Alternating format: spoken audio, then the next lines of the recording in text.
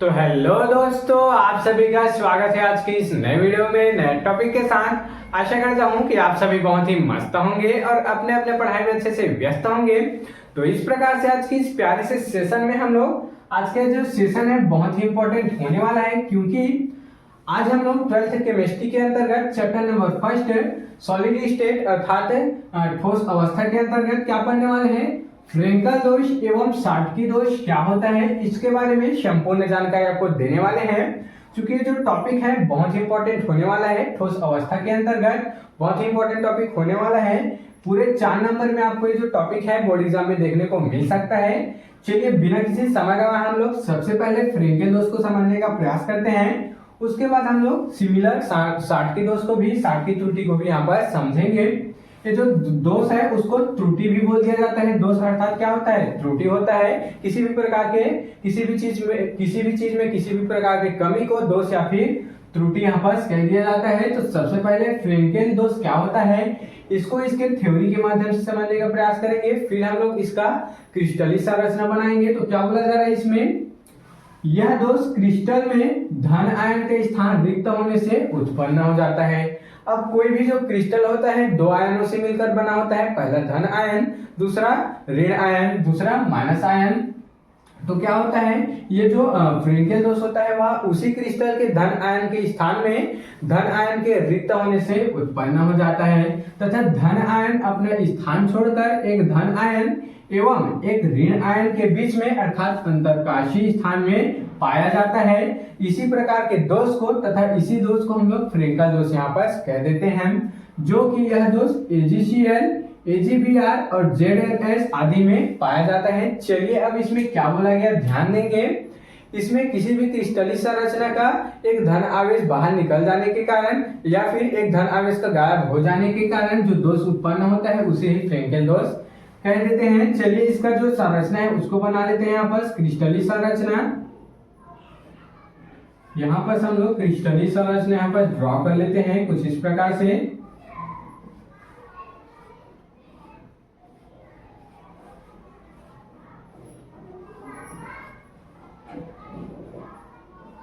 ये आपका फ्रेंकेल दोष का यहाँ पर क्रिस्टलीय संरचना यहाँ पर हो जाएगा, देख सकते हैं यहाँ पर कुछ इस प्रकार से। तो अब हम लोग इसमें आवेश डाल देते हैं। क्या आवेश डाल देते हैं, यहाँ पर प्लस हो जाएगा माइनस, प्लस माइनस। ये जो क्रिस्टल है वह ऐसे ही आवेशों में से मिलकर बना होता है। फिर से माइनस हो जाएगा प्लस माइनस प्लस, उसके बाद फिर से प्लस माइनस हो जाएगा माइनस प्लस यहाँ पर हो जाएगा, देख सकते हैं। अब इसका नाम दे देते हैं, क्या क्या नाम से पुकारा जाता है इसको, अर्थात इसका नाम क्या होता है, इसको क्या कहते हैं, इसको हम लोग क्रिस्टलीय जालक कहते हैं या फिर इसी को जालक कह देते हैं। चूंकि ये क्रिस्टल है और इसमें जो उपस्थित होते हैं आवेश उसको क्या कहते हैं, जालक कहते हैं। अब इसके परिभाषा में, इसके थ्योरम में क्या बोला गया है, फ्रेंकल त्रुटि के, फ्रेंकल दोष के, यह दोष क्रिस्टल में धन आयन का स्थान रिक्त होने से उत्पन्न होता है। तो इस प्रकार से हम लोग इसमें से एक धन आयन को रिक्त कर देते हैं। इसमें से क्या कर देते हैं, इसमें एक धन आयन को रिक्त कर देते हैं। तो यहाँ पर धन आयन रिक्त लिख लेते हैं, धन आयन रिक्त लिख लेते हैं। तो ये एक धन आयन रिक्त होने से उत्पन्न होता है। अब ये जो धन आयन है वह रिक्त होकर कहाँ चला जाता है, बाहर बिल्कुल भी नहीं जाता है। ये जो धन आयन है रिक्त होकर उसी क्रिस्टल संरचना के एक धन आयन और एक ऋण आयन के बीच में चला जाता है और इसी स्थान को अंतरकाशी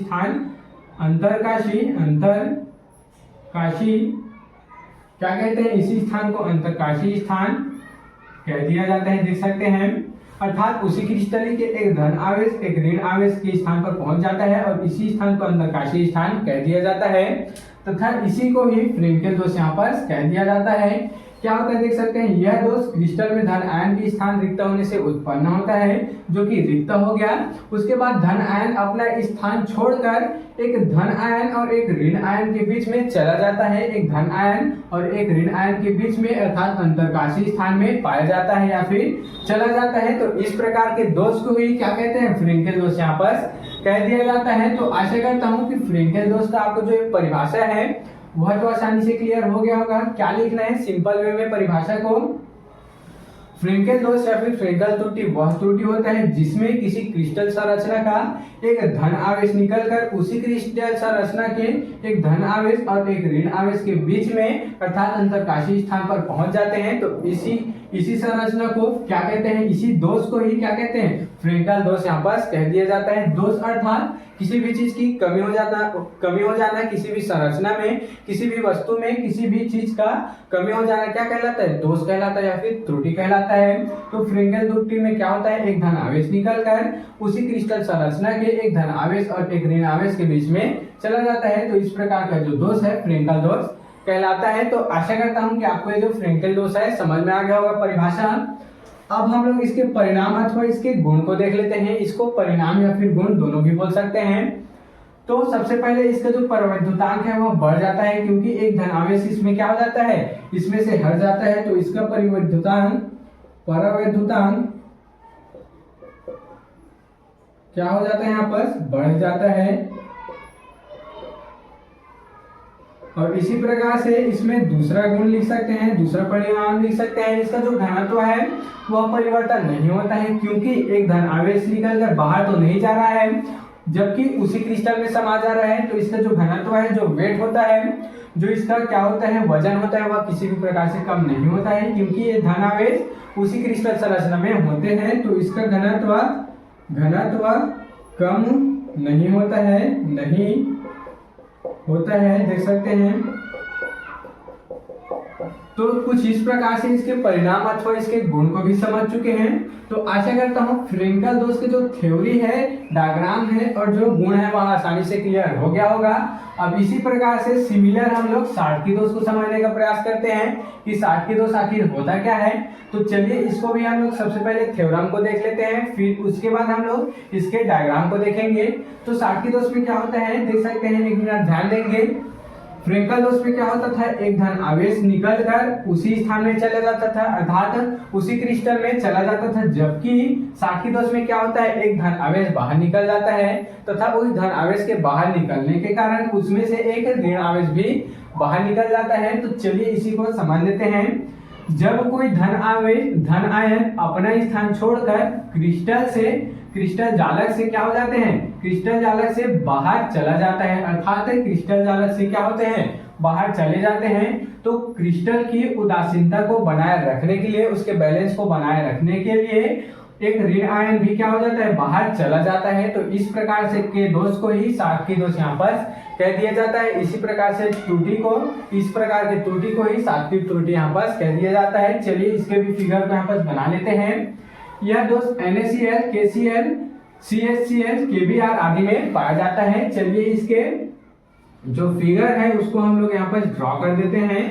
कुछ इस प्रकार से देख सकते हैं। इसका भी फिगर कुछ इस प्रकार से बन जाएगा, देख सकते हैं यहाँ पर।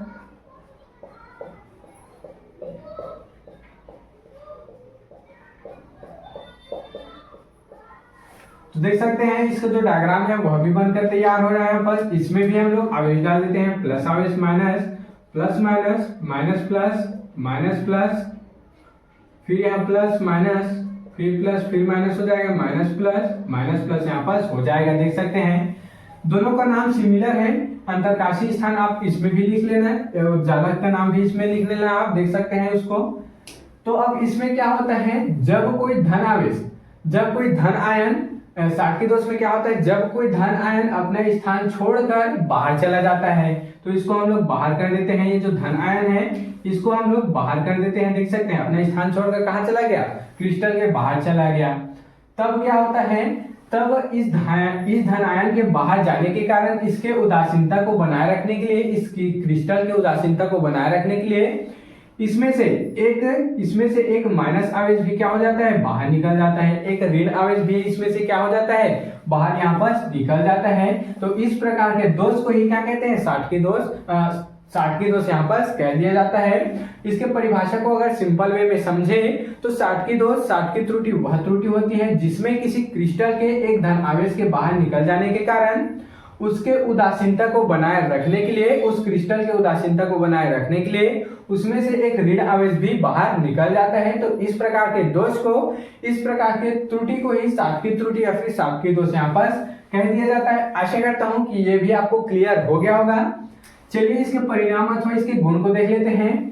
तो सबसे पहले क्या लिखेंगे, इसका परिविद्युतांक क्या हो जाता था, बढ़ जाता था, जबकि साटकी दोष में परिविद्युतांक में किसी भी प्रकार का परिवर्तन नहीं होता है।